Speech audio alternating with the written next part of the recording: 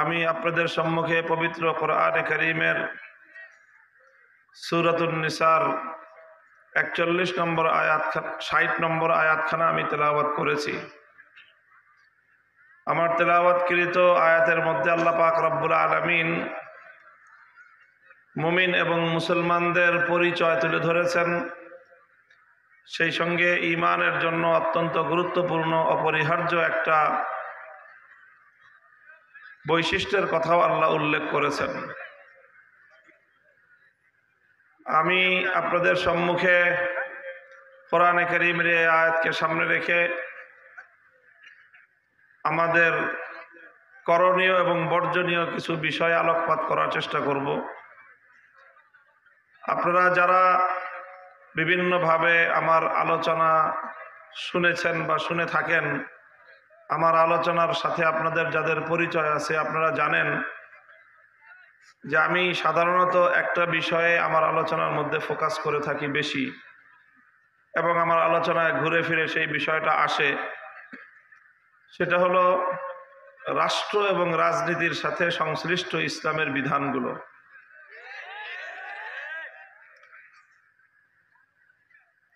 অর্থাৎ রাষ্ট্র ব্যবস্থায় এবং রাজনীতিতে ইসলাম বিরোধী যেই সকল কার্যকলাপ পরিচালিত হয় এবং রাষ্ট্র এবং রাজনীতির সাথে সংশ্লিষ্ট আল্লাহর কোরআন এবং ইসলামের যেই বিধানগুলো, সেই বিধানগুলোই আমি সাধারণত আলোচনা করার চেষ্টা করি। কেন করি আমি এই কাজটা? আমি জানি এবং আপনারাও উপলব্ধি করেন যে এই জাতীয় আলোচনা করাটা এটা শখের কোনো বিষয় না, বরং এটা ঝুঁকির বিষয়। এই কথাগুলো বলতে গেলে সমাজের অনেক মানুষের সাথে আমাদের একটা বিরোধ তৈরি হয়। অনেক মানুষ আমাদেরকে অপছন্দ করেন, অনেক মানুষের সাথে শত্রুতার সৃষ্টি হয়। এই সবগুলো জেনে বুঝেও এই কথাগুলি আমরা এজন্যই বলি, কারণ হলো আমার ব্যক্তিগত অ্যানালাইসিস যে বর্তমান মুসলিম সমাজে মুসলমানদের ঈমান ধ্বংস হওয়ার যত কারণ রয়েছে, তার মধ্যে সবচেয়ে বড় কারণ হলো প্রচলিত রাজনীতি।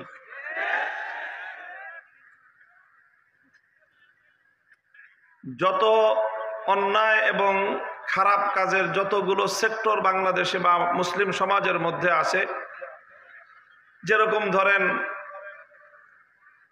মানুষের মধ্যে সন্ত্রাস আছে, চুরি ডাকাতি, তারপরে মাদক, নেশাদ্রব্য, গান বাজনা, সিনেমা নাটক, অশ্লীলতা, যত কিছু আছে, এগুলোর মাধ্যমে মানুষের আমল নষ্ট হয়। কি নষ্ট হয়? আমল নষ্ট হয়। সন্ত্রাসী যারা মানুষের জানমালের নিরাপত্তা বিঘ্নিত করে, সন্ত্রাস করা এটা একটা বড় ধরনের খারাপ কাজ, জঘন্যতম পাপ। তবে এটার দ্বারা মানুষের আমল নষ্ট হয়। মাদক এবং নেশা জাতীয় দ্রব্যের সয়লাবে সমাজ ধ্বংস হয়ে যাচ্ছে, এটা একটা পাপ কাজ, এটার দ্বারা মানুষের আমল নষ্ট হয়। জেনা ব্যভিচার এগুলো জঘন্য অশ্লীল কাজ, এগুলোর দ্বারা মানুষের আমল নষ্ট হয়। সুদ ঘুষ দুর্নীতি এগুলো জঘন্য পাপের কাজ, এগুলোর দ্বারা মানুষের আমল নষ্ট হয়। এই সবগুলির দ্বারা মানুষের আমল নষ্ট হয়। আর রাজনীতির এমন কিছু বিষয় আছে সেগুলোর দ্বারা মানুষের ঈমান নষ্ট হয়।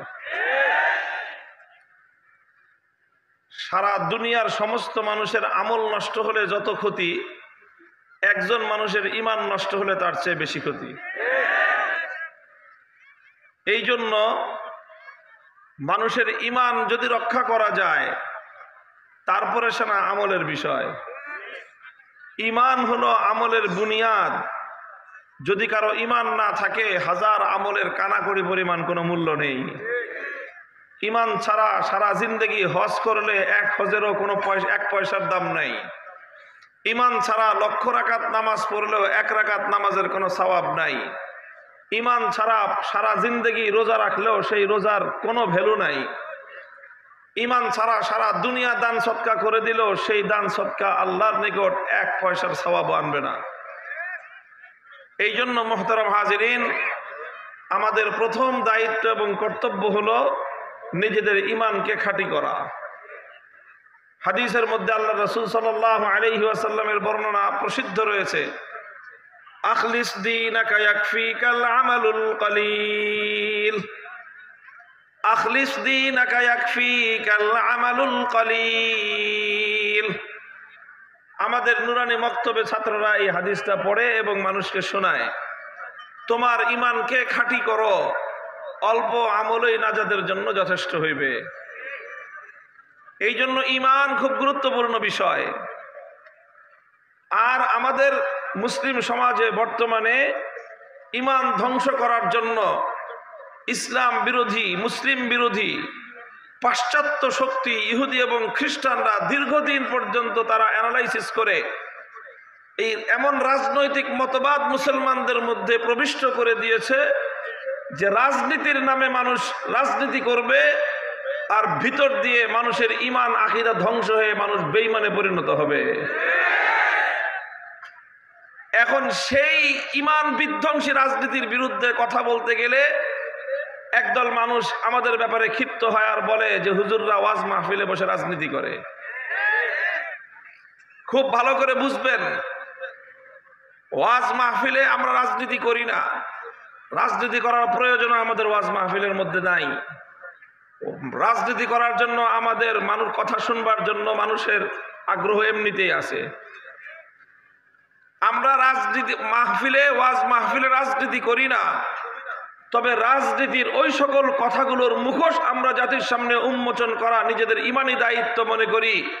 রাজনীতির যেই সকল কথার মাধ্যমে মানুষের ইমান এবং আকীদা ধ্বংস হয়, সেগুলো যদি ওলামায়ে উম্মত না বলে, কিয়ামতের দিন আল্লাহ পাক রব্বুল আলামিনের কাছে তাদেরকে জবাবদিহিতার কাঠগড়ায় দাঁড়িয়ে যেতে হবে।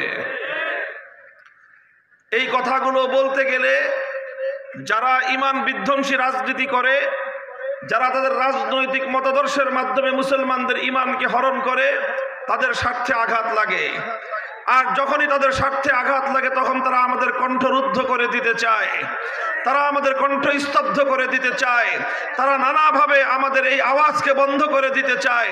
আমরাও পরিষ্কার শপথ নিয়ে মাঠে নেমেছি, স্পষ্ট ভাষায় বলতে চাই, আল্লাহর কোরআনের এই কথাগুলো আমার জাতির ইমানকে হেফাজত করবার জন্য এ কথা আমরা বলবো, বলছি, বলতে থাকবো, জীবন থাকবে কি থাকবে না পরোয়া করবার সময় না।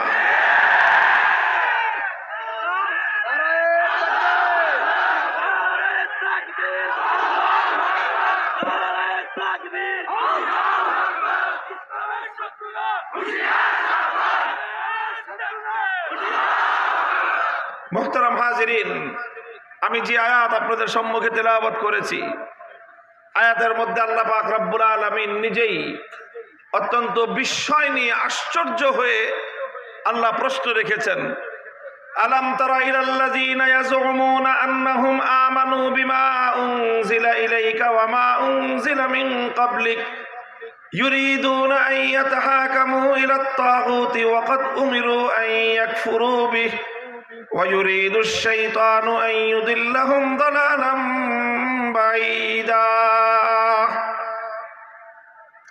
আল্লাহ বলেন যে তোমরা কি এক শ্রেণীর মানুষকে দেখেছো? প্রশ্ন আল্লাহ পাকের, এবং আল্লাহ পাকের একটা বিস্ময়, আল্লাহর আশ্চর্যবোধ যে তোমরা কি এক শ্রেণীর মানুষকে দেখেছো? ইয়াজুমুনা আন্নাহুম আমানু, তারা দাবি করে যে তারা নাকি ঈমানদার। এটা আল্লাহ বলতেছেন, তারা দাবি করে তারা নাকি ঈমানদার, অথচ ইউরিদুনা আন ইয়াতাহাকামু ইলাত তাগুত, নিজেদেরকে একদিকে তারা ঈমানদার বলে দাবি করে, অপরদিকে তারা তাগুতের কাছে বিচার চায়, তাগুতের সিদ্ধান্ত মানে, তারা তাগুতের ফয়সালা মানে। আল্লাহর কোরআনের এই আয়াতের স্পষ্ট মর্ম হলো, যারা তাগুতের কাছে বিচার চায়, তাগুতের ফয়সালা মানতে চায়, যারা তাগুতের সিদ্ধান্ত মানতে পারে, আমার আল্লাহর কোরআনের স্পষ্ট মর্ম হলো, কোরআনের স্পষ্ট ঘোষণা হলো, তারা আর কিছু হলেও ঈমানদার হতে পারে না। ইমানদার হতে পারে না, তাগুতকেও বিশ্বাস করবে, তাগুতকেও আনুগত্য করবে, আবার ইমানদার হবে, এই দুটো কোশ্চেন কেন একত্রিত হতে পারে না? আসমান আর জমিন যেমন একত্রিত হতে পারে না, রাত আর দিবস যেমন এক সময় একত্রিত হতে পারে না, আলো আর অন্ধকার যেরকম এক জায়গায় জমা হতে পারে না, ঠিক তদ্রূপ ভাবে তাগুতের উপর বিশ্বাস এবং আল্লাহর উপর ঈমান একত্রিত হতে পারে না। কোরআনের জায়গায় জায়গায় আল্লাহ পাক এই কথাগুলো পরিষ্কার করেছেন। কোরআনে কারীমের সূরা বাকারার মধ্যে আল্লাহ বলেছেন, ক্বাদ তাবায়্যানার রুশদু মিনাল গাই ফামান ইয়াকফুর বিত-তাগুতি ওয়া ইউমিন বিল্লাহি ফাকাদ ইসতামসাকা বিল উরওয়াতিল উসকা। আল্লাহ বলেন, ক্বাদ তাবায়্যানার রুশদু মিনাল গাই, কোনটা হেদায়েতের পথ, কোনটা বিভ্রান্তির পথ, কোনটা আলোর পথ আর কোনটা অন্ধকারের পথ, তাবায়্যানা দিবালোকের ন্যায় পরিষ্কার। ফামান ইয়াকফুর বিত-তাগুতি ওয়া ইউমিন বিল্লাহ, যে ব্যক্তি তাগুতকে অস্বীকার করবে অতঃপর আল্লাহর উপর ঈমান আনয়ন করবে, সেই ব্যক্তি একমাত্র নিজের মুক্তির রাস্তা স্পষ্টভাবে ধারণ করলো। মুক্তির পথ, নাজাতের পথ যদি কেউ ধারণ করতে চায়, আল্লাহর কোরআন বলতেছে শুধুমাত্র আল্লাহর উপর ঈমান আনাই যথেষ্ট নয়, বরং তার আগে তাগুতকে অস্বীকার করতে হবে। আগে বলেছেন ফামান ইয়াকফুর বিত-তাগুত, তারপরে বলেছেন ওয়া ইউমিন বিল্লাহ। আগে তাগুতকে অস্বীকার করতে হবে, আগে তাগুতকে বর্জন করতে হবে, আগে তাগুতকে লাথি মারতে হবে, আগে তাগুতকে বর্জন করতে হবে, পরিহার করতে হবে, এরপর আল্লাহর ঈমানকে বক্ষে ধারণ করতে হবে, তবেই কেবলমাত্র মুক্তি পাওয়া সম্ভব। অন্যত্র আল্লাহ বলেছেন, আল্লাযীনা আমানু ইউকাতিলুনা ফী সাবিলিল্লাহ ওয়াল্লাযীনা কাফারু ইউকাতিলুনা ফী সাবিলিত তাগুত। যারা ঈমানদার তারা আল্লাহর পথে লড়াই করে, যারা বেঈমানের দল তারা তাগুতের পথে লড়াই করে। হক এবং বাতিলের লড়াই অনিবার্য। আল্লাহর অনুসারী যারা তারা আল্লাহর পথে লড়বে, যারা তাগুতের অনুসারী তারা সবসময় আল্লাহর বিরুদ্ধে এবং আল্লাহর দলের বিরুদ্ধে লড়াই করে। তুমি আল্লাহর প্রতিদ্বন্দ্বীর অনুসারী হয়ে কোশ্চিন কেন আল্লাহর দলের সদস্য হতে পারো না? যারা আল্লাহর দলের সদস্য, যারা আল্লাহর অনুসারী, তারা কোনোদিনও তাগুতের অনুসারী হতে পারে না। পথ দুটো ভিন্ন দিকে চলে গেছে, দুই পথে একসঙ্গে চলা সম্ভব নয়। মুহতারাম হাজিরিন, আমি অনেকক্ষণ ধরে কোরআনে কারীমের একটার পর একটা আয়াত তেলাওয়াত করলাম, আর আপনাদেরকে একটা বিষয় উপস্থাপন করে বোঝানোর চেষ্টা করলাম। সেটা হলো আল্লাহর উপর ঈমান আনতে গেলে, আল্লাহর উপর ঈমান গ্রহণযোগ্য হতে হলে আমাদেরকে তাগুতের পথ বর্জন করতে হবে, তাগুতের পথ পরিহার করতে হবে, তাগুতকে অস্বীকার করতে হবে। এখন স্বাভাবিকভাবেই আপনাদের মনের মধ্যে এতক্ষণে প্রশ্ন জেগে থাকবে যে এত কথা হুজুর বলতেছে, কিন্তু তাগুতটা কি জিনিস সেটা তো আগে পরিচয় করাবে। এটা হয়তো আপনাদের মনের মধ্যে প্রশ্ন। এটা আমি ইচ্ছা করেই করছি। আমরা শিক্ষক মানুষ, বুঝতে পেরেছেন? আমাদের শিক্ষার দুইটা স্তর। একটা হলো মানে প্রতিষ্ঠানের ভিতরে সীমিত ছাত্রদেরকে পড়াই, এটা হলো এক ধরনের শিক্ষা, শিক্ষকতা। আরেকটা হলো একটু বড় পরিসরে মাহফিলগুলোর মধ্যে আমরা আমাদের শ্রোতাদেরকে পড়াই।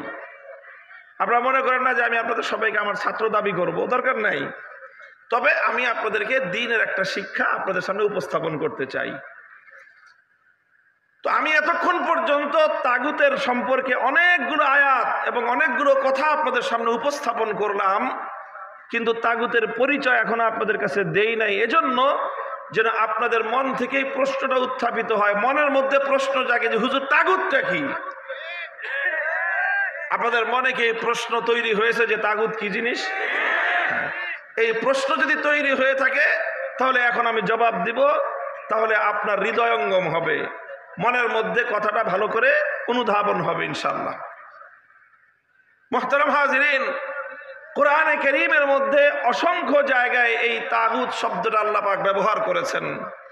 এই জন্য যারা কোরআন নিয়ে আলোচনা করেছেন, তাফসীর করেছেন, তাফসীর লিখেছেন, যারা কাদিমান ও হাদিসান, সর্বযুগের সকল তাফসীর কারক, সকল কোরআনের ব্যাখ্যাতাগণ তাগুত শব্দের সংজ্ঞা দিয়েছেন এবং তাগুতের পরিচয় তুলে ধরেছেন। তাদের সকল বক্তব্যগুলোকে আমি সামারাইজ করে এর সার সংক্ষেপ যদি আমার নিজের ভাষায়, আমাদের বোধগম্য সহজ ভাষায় যদি আমি আপনাদের সামনে ব্যক্ত করতে চাই, তাহলে যেইভাবে তাগুতের পরিচয় দেওয়া সম্ভব সেটা হলো এই যে তাগুত বলা হয় যে আল্লাহ পাক রব্বুল আলামিনের নির্ধারিত আসনে, আল্লাহ পাকের জন্য নির্ধারিত যেই মর্যাদা, আল্লাহর জন্য নির্ধারিত যেই আসন, আল্লাহর সেই নির্ধারিত মর্যাদায়, আল্লাহর জন্য নির্ধারিত সেই আসনে যদি অন্য কাউকে বসানো হয় তাহলে তাকেই বলা হয় তাগুত। এটা খুব সংক্ষেপ এবং সিম্পল কথা। এটাকে আমি আপনাদের সামনে দৃষ্টান্তের মাধ্যমে, উপমা দিয়ে আমি আপনাদের সামনে ক্লিয়ার করতেছি, পরিষ্কার করতেছি, যেন আপনারা এবং আমরা সকলেই বুঝতে পারি। আল্লাহ তৌফিক দান করেন। যেমন ধরেন, প্রশ্নের জবাব দেন আপনারা, বলেন তো এই মহাবিশ্বের মধ্যে ইবাদতের উপযুক্ত একমাত্র কে? সন্দেহ আছে কোনো? এই মহাবিশ্বের মধ্যে আসমান থেকে জমিন পর্যন্ত সকল জগৎ সমূহের মধ্যে মানব দানব যা কিছু আছে সমগ্র মানব জাতির জন্য, সমস্ত মাখলুকাতের জন্য, এই কুল কায়নাতের জন্য ইবাদতের উপযুক্ত একমাত্র কে? ইবাদতের একমাত্র উপযুক্ত হলেন আল্লাহ। আল্লাহ ছাড়া অন্য কেউ এক বিন্দু পরিমাণ ইবাদতের উপযুক্ত নয়, এবং এই ইবাদতের মধ্যে আল্লাহ ছাড়া অন্য কারো বিন্দু পরিমাণ কোনো শিরকত এবং অংশীদারিত্ব নাই। কথা ঠিক কিনা? তাহলে ইবাদতের উপযুক্ত একমাত্র আল্লাহ। ইবাদত পাবেন একমাত্র কে? ইবাদত হবে একমাত্র কার জন্য? ইবাদতের মালিক একমাত্র কে? এখন আল্লাহকে বাদ দিয়ে যদি অন্য কারো ইবাদত করা হয়, আল্লাহকে বাদ দিয়ে যদি অন্য কারো পূজা করা হয়, তাহলে দেখেন ইবাদত হওয়ার কথা একমাত্র কার জন্য? তাহলে মাবুদ হবেন একমাত্র কে? তো মাবুদ হওয়ার এই যে মর্যাদাটা, মাবুদ হওয়ার এই যে আসনটা, এই আসনটা নির্ধারিত কার জন্য? এখন সেই আল্লাহর জায়গায় যদি আপনি আল্লাহ ছাড়া অন্য কাউকে কেউ মাবুদ বানায়, অন্য যে কোনো বস্তুকে, যে কোনো ব্যক্তিকে আল্লাহর পরিবর্তে মাবুদ বানানো হবে, তাহলে আল্লাহর নির্ধারিত আসনে, আল্লাহর জন্য নির্ধারিত সংরক্ষিত স্থানে আরেকজনকে বসানো হলো কি হলো না? তাহলে যখনই কোনো মানুষ এক আল্লাহ ছাড়া অন্য কারো ইবাদত করবে বা করে, তখন সে তাকে আল্লাহর স্থানে আসন দান করলো, আল্লাহর মর্যাদার সঙ্গে তাকে সে শরীক করলো।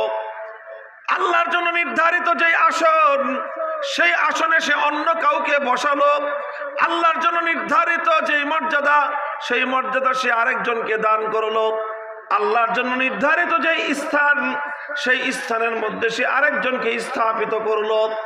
তো যখনই আরেকজনকে আল্লাহর জায়গায় স্থান দিল, আরেকজনকে যখন আল্লাহর আসনে কেউ বসালো, তো যাকেই আল্লাহর আসনে বসানো হলো তাকেই বলা হয় তাগুত। যেমন ধরেন, সে যুগের মানুষ যখন কোরআন নাজিল হয়, কোরআন নাজিলের যুগের মানুষ আল্লাহকে বাদ দিয়ে বিভিন্ন দেবদেবীর পূজা করত। লাত, মানাত, উজ্জা, হুবাল, এই সকল মূর্তিগুলোর পূজা করার, এই সকল মূর্তি দেবদেবতাগুলোর কথা কোরআন এবং হাদিসের মধ্যে উল্লেখিত হয়েছে। সুতরাং লাত, মানাত, উজ্জা এবং হুবাল, এই সকল দেবতাগুলোর যখন পূজা করা হলো, ইবাদতের মালিক ছিলেন একমাত্র আল্লাহ। আল্লাহকে বাদ দিয়ে যখন কোনো মানুষ লাত মূর্তির পূজা করলো, তখন লাত মূর্তিকে বলা হয় তাগুত। আল্লাহকে বাদ দিয়ে যখন মানাত, উজ্জা, হুবালের পূজা করা হলো, তখন মানাত, উজ্জা, হুবাল এগুলো হচ্ছে তাগুত। কারণ ইবাদতের মালিক একমাত্র কে?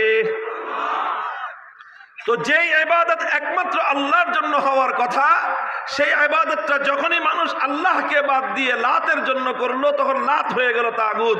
আল্লাহর জন্য ইবাদত হওয়ার কথা, আল্লাহকে বাদ দিয়ে যখন মানাত উজ্জা হুবালের জন্য মানুষ ইবাদত করলো, তখন মানাত উজ্জা হুবাল হয়ে গেল তাগুত। আজকের বর্তমান যুগে মানুষ লাত মানাত উজ্জা হুবালের পূজা করে না। এখনকার যুগে মানুষ পূজা করে, কেউ কখনো দুর্গার মূর্তির পূজা করে, কখনো সরস্বতীর পূজা করে, কখনো কালীর পূজা করে, এই সকল দেবদেবতার পূজা করে। কথা বলেন ঠিক কিনা? আল্লাহকে বাদ দিয়ে যখন মানুষ দুর্গার পূজা করলো, তখন দুর্গাকে বলা হয় তাগুত। আল্লাহকে বাদ দিয়ে যখন মানুষ কালীর পূজা করলো, তখন কালীকে বলা হয় তাগুত। আল্লাহকে বাদ দিয়ে যখন মানুষ সরস্বতীর পূজা করলো, তখন সরস্বতীকে বলা হয় তাগুত। কথাটা পরিষ্কার হলো? তাগুত কাকে বলা হয়? তাগুত বলা হয় যেই মর্যাদাটা আল্লাহর জন্য নির্ধারিত, যেই আসনটা আল্লাহর জন্য নির্ধারিত, সেই আসনে আল্লাহকে বাদ দিয়ে যদি অন্য কাউকে বসানো হয়, তাকেই বলা হয় তাগুত। এই জন্য আল্লাহর মর্যাদায় অন্য কাউকে ভাগ বসানো যাবে, আল্লাহর আসনে অন্য কাউকে বসানো যাবে না। এটাকে বলা হয় তাওহীদ। এটাকে কি বলা হয়? কি বলা হয়? তাওহীদ বলা হয়, একত্ববাদ বলা হয়। এই একত্ববাদ এবং তাওহীদ, এটা হলো ঈমানের গোড়া, এটা হলো ঈমানের শেকড়। ঈমানের সবচেয়ে গুরুত্বপূর্ণ অংশই হলো তাওহীদ। তবে এতক্ষণ আমি যেই তাওহীদ আপনাদেরকে বোঝালাম, এই তাওহীদটা হলো তাওহীদ ফিল ইবাদাহ। ইবাদতের মধ্যে আল্লাহর একত্ববাদ। কারণ ইবাদতের একমাত্র মালিক কে? আবার জোরে বলেন, ইবাদতের একমাত্র মালিক কে? এটা হলো তাওহীদ ফিল ইবাদাহ। ইবাদতের মধ্যে আল্লাহর একত্ববাদ। এই ইবাদতের মধ্যে আল্লাহর একত্ববাদকে মানতে হবে, আর না হলে একজন মানুষ ঈমানদার থাকতে পারে না। ইবাদতের মধ্যে আল্লাহর সঙ্গে অন্য কাউকে যদি বিন্দু মাত্র অংশীদারিত্ব দান করে, সেই ব্যক্তি আর কিছু হলেও হতে পারে, ঈমানদার হতে পারে না। হাজী হতে পারে, কাজী হতে পারে, পাজি হতে পারে, কিন্তু ঈমানদার হতে পারে না। কথাটা বুঝে আসলো? আমি আপনাদেরকে প্রশ্ন করতে চাই, যদি মনে করেন একজন মানুষ 24 ঘন্টার মধ্যে 23 ঘন্টা 55 মিনিট আল্লাহর ইবাদত করলো, আর 5 মিনিটের জন্য দুর্গার পূজা করে, এই মানুষটা ঈমানদার না বেঈমান? সন্দেহ আছে কোনো?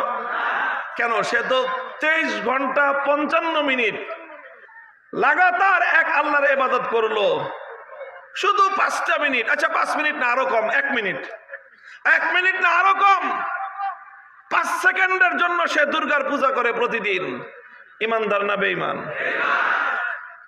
তাহলে তার 23 ঘন্টা 59 মিনিটের ইবাদত কোনো দাম নাই।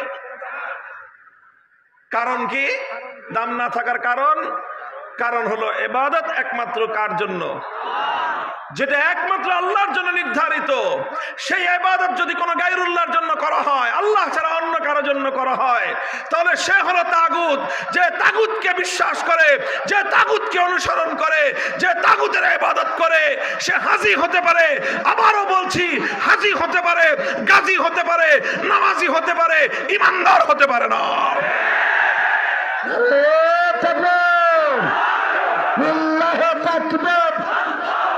আল কোরআনের আলেম, আল হাদিসের আলেম, আমার নেতা দমের নেতা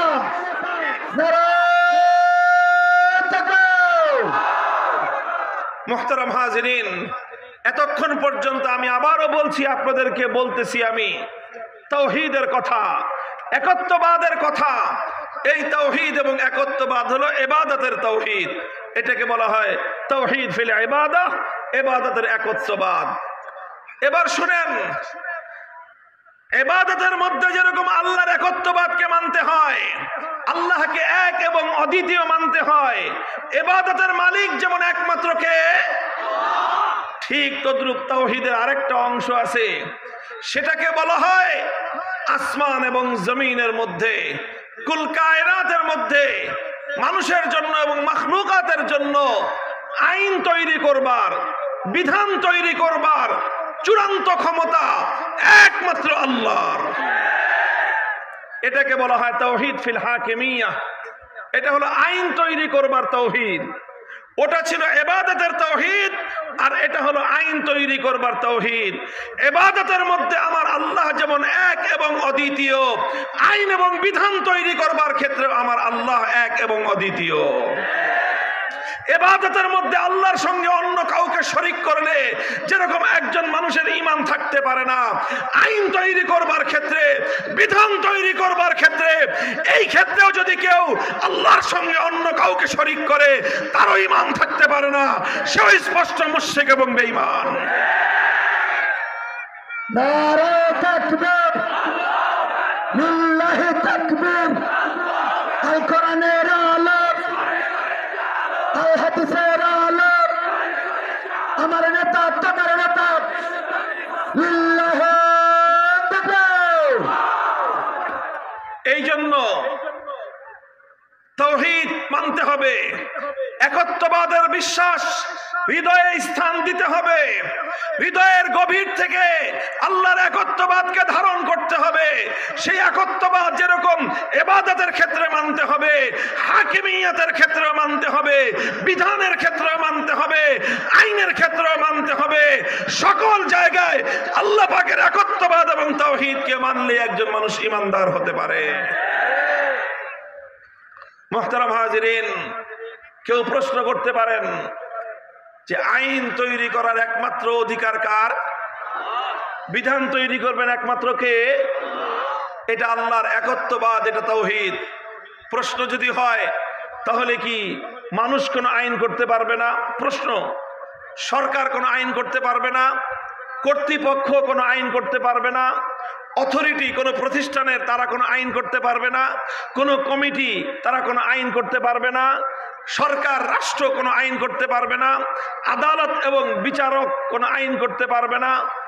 এই যদি হয় প্রশ্ন, সেই প্রশ্নের জবাব হলো পরিষ্কার, বুঝে রাখুন। হ্যাঁ, মানুষ আইন করতে পারবে, সরকার আইন করতে পারবে, রাষ্ট্র আইন করতে পারবে, আদালত আইন করতে পারবে, বিচারক আইন করতে পারবে, কর্তৃপক্ষ আইন করতে পারবে, সবাই আইন করতে পারবে, তবে একটা শর্তের সাথে পারবে। কয়টা শর্ত? জোরে বলেন, কয়টা শর্ত? সকলেই আইন করতে পারবে কয় শর্তে? এক শর্তে। আর সেই শর্ত হলো এই যে মানুষ আইন করতে পারবে, সরকার আইন করতে পারবে, কর্তৃপক্ষ আইন করতে পারবে। শর্ত হলো মানুষের আইন, সরকারের আইন কোনোদিন আল্লাহ পাকের কোনো আইনের বিরোধী হতে পারবে না। এই শর্তে মানুষ আইন করতে পারে। নিরঙ্কুশ ভাবে, প্রশ্নহীন ভাবে আইন করার অধিকার একমাত্র কার? চিৎকার করে বলেন, নিরঙ্কুশ ভাবে, প্রশ্নহীন ভাবে একমাত্র আইন তৈরি করবার অধিকার কার? মানুষ আইন করতে পারবে, শর্ত হলো আল্লাহর আইনের বিরুদ্ধে যেতে পারবে না। সরকার আইন করতে পারবে, শর্ত হলো আল্লাহর আইনের বিরুদ্ধে যেতে পারবে না। আদালত আইন করতে পারবে, শর্ত হলো আল্লাহর আইনের বিরুদ্ধে যেতে পারবে না। কর্তৃপক্ষ আইন করতে পারবে, শর্ত হলো আল্লাহর আইনের বিরুদ্ধে যেতে পারবে না। কমিটি আইন করতে পারবে, শর্ত হলো আল্লাহর আইনের বিরুদ্ধে আইন করতে পারবে না। কেউ যদি আল্লাহর আইনের বিরুদ্ধে আইন করে, সে আইন তৈরি করবার ক্ষেত্রে আমার আল্লাহর সঙ্গে বিরোধ তৈরি করে আল্লাহর জন্য নির্ধারিত আসনে সে বসার চেষ্টা করলো। যে আল্লাহর আসনে বসতে চায় তাকেই বলা হয় তাগুত, তাকেই বলা হয় তাগুত, সেই হলো তাগুত।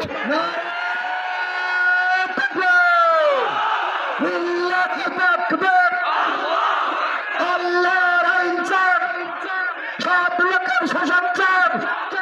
নারে তাকবীর, আল কোরআনের আলো, সংসদে আলো, আল হাদিসের আলো, লিল্লাহি তাকবীর। মুহতারাম হাজিরিন, কথাটা পরিষ্কার, এই জায়গায় বুঝতে হবে। এই জায়গাটাতেই সংকট। এখান থেকেই মুসলমানের এবং মুমিনের ঈমান হরণ হয়। মুহতারাম হাজিরিন, আল্লাহর আইনের বিরুদ্ধে, আল্লাহর কোন বিধানকে যখন কোন মাখলুক চ্যালেঞ্জ করে, সেই মাখলুক কোন ব্যক্তি হোক সেই মাখলুক কোন প্রতিষ্ঠান হোক, সেই মাখলুক কোন রাষ্ট্র হোক, এমনকি সারা দুনিয়ার সমস্ত মানুষ যদি একতাবদ্ধ হয়, 700 কোটি মানুষ যদি এক হয়ে একমত হয়ে ঐক্যবদ্ধ হয়ে কোনো একটা আইন করে, আর সেই 700 কোটি মানুষের বানানো আইন যদি আমার আল্লাহর কোনো একটা আইনের লক্ষ কোটি ভাগের 1 ভাগের বিরোধী হয়, 700 কোটি মানুষের আইন বাতিল বলে গণ্য হবে। আমার আল্লাহর আইনই কেবলমাত্র কার্যকর থাকবে।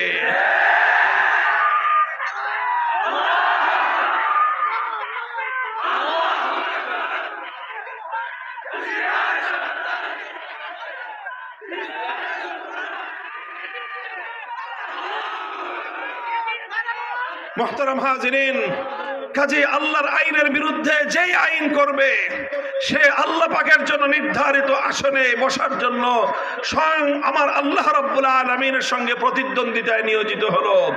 যে আল্লাহর বিরুদ্ধে আইন তৈরি করলো সে আল্লাহকে চ্যালেঞ্জ ছুড়ে মারলো। যে আল্লাহর বিরুদ্ধে আইন তৈরি করলো সে আল্লাহর আসমানের নিচে থেকে আল্লাহর জমিনের উপর বসবাস করে আল্লাহ পাকের নিয়ন্ত্রণাধীন এই বিশ্ব থেকে সে আমার আল্লাহর সঙ্গে বিদ্রোহ ঘোষণা করলো। এই পৃথিবীতে তার মতো জঘন্য অপরাধী দ্বিতীয় কেউ হতে পারে না।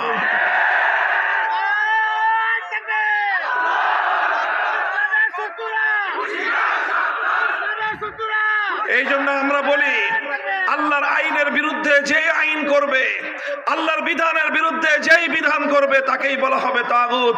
আল্লাহর আইনের বিরুদ্ধে যদি কোনো রাজা বাদশাহ আইন করে সেই রাজা বাদশাকে বলা হবে তাগুত। আল্লাহর আইনের বিরুদ্ধে যদি কোনো রাষ্ট্রপতি কোনো আইন জারি করে সেই রাষ্ট্রপতিকে বলা হবে তাগুত। আল্লাহর আইনের বিরুদ্ধে যদি কোনো প্রধানমন্ত্রী কোনো আইন জারি করে সেই প্রধানমন্ত্রীকে বলা হবে তাগুত। আল্লাহর আইনের বিরুদ্ধে যদি কোনো মন্ত্রী পরিষদ কোনো আইন পাশ করে সেই মন্ত্রী পরিষদকে বলা হবে তাগুত। আল্লাহর আইনের বিরুদ্ধে যদি কোনো আদালত কোনো বিচারপতি কোনো আইন কোনো সার্কুলার জারি করে সেই আদালত সেই বিচারপতিকে বলা হবে তাগুত। আল্লাহর আইনের বিরুদ্ধে যদি কোনো আইন পরিষদ কোনো সংসদ কোনো আইন পাশ করে গোটা সংসদ এবং সেই আইন পরিষদকেই বলা হবে তাগুত।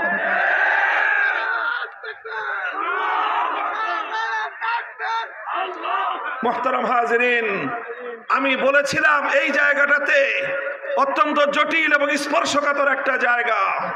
এই কথাগুলো বলতে গেলেই যারা তাগুতের পথে চলতে চায়, যারা নিজেদেরকে তাগুত হিসেবে প্রতিষ্ঠিত করতে চায়, যারা আল্লাহর বিরুদ্ধে আইন তৈরি করতে চায়, তাদের স্বার্থে আঘাত লাগে, তাদের স্বার্থে আঘাত লাগে।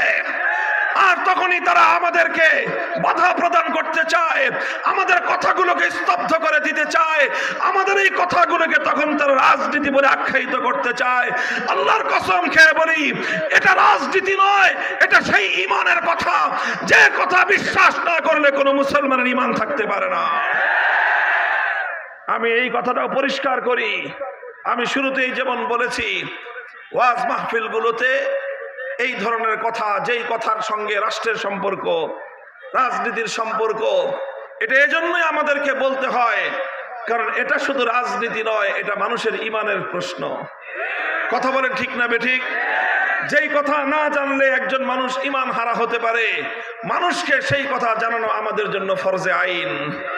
যেই কথা না জানলে উম্মত পথহারা হয়ে যেতে পারে, যে কথা না জানলে আমার জাতি ঈমান হারিয়ে ফেলতে পারে, জাতির প্রত্যেকটা ব্যক্তির কানে কানে সেই আওয়াজ পৌঁছে দেওয়া আমাদের জিম্মাদারি, আমাদের ফরজ দায়িত্ব।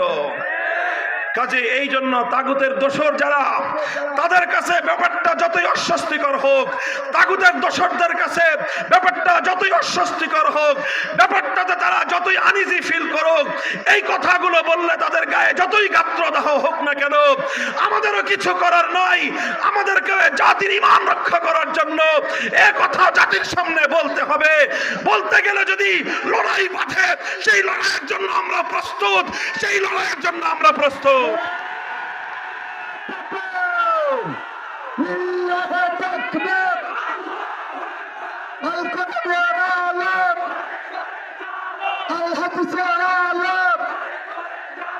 ইসলামের শত্রুরা, ইসলামের শত্রুরা, আমার নেতা তাদের নেতা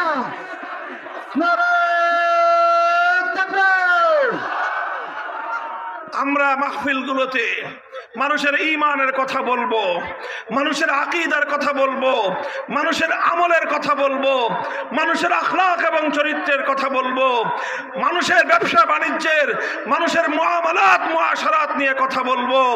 সব বিষয় নিয়ে ইসলামের ব্যক্তিগত জীবনের বিধান নিয়ে আলোচনা করব, ইসলামের পারিবারিক বিধান নিয়ে আলোচনা করব, ইসলামের অর্থনৈতিক বিধান নিয়ে আলোচনা করব, ইসলামের বিচার ব্যবস্থা নিয়ে আলোচনা করব, ইসলামী শাসন ব্যবস্থা নিয়ে আলোচনা করব, রাষ্ট্র ব্যবস্থা নিয়ে আলোচনা করব, রাজনীতি নিয়ে আলোচনা করব। তবে আমরা ওয়াজ মাহফিলগুলোতে দলীয় রাজনীতি করব না। আমাকে যারা ফলো করেন, আমার কথা যারা অনুসরণ করেন, লক্ষ্য করবেন, দেখবেন আমি ইসলামী রাজনীতির কথা বলি, কিন্তু কখনো আমি আমার নিজের দলের কথাও কোনো মাহফিলে বসে বলি না। কেন বলি না?